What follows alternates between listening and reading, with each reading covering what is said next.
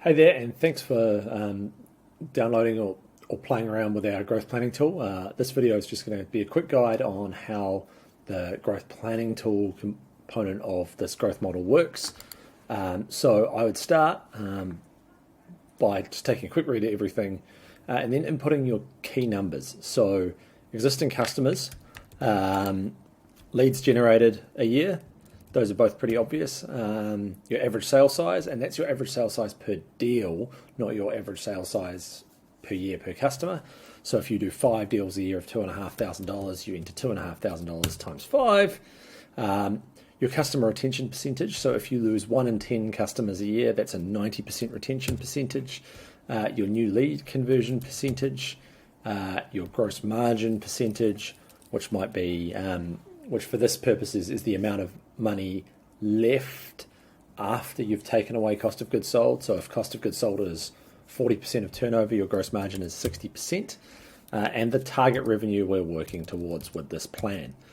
So these numbers that you've got here should be from your CRM, your existing planning, your accounting system, etc. If you're estimating, estimate on the low side. It'll be easier to play around with a more conservative forecast than it will be to explain away an aggressive forecast.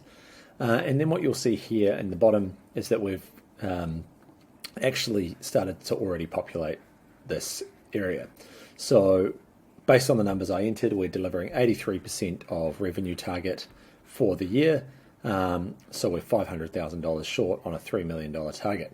Now, based on a 1% target improvement, which is what we've kind of got loaded into the change by column here, this is what the improvement's going to look like. So that's going to improve us by 3%, improving all of these things by 1%.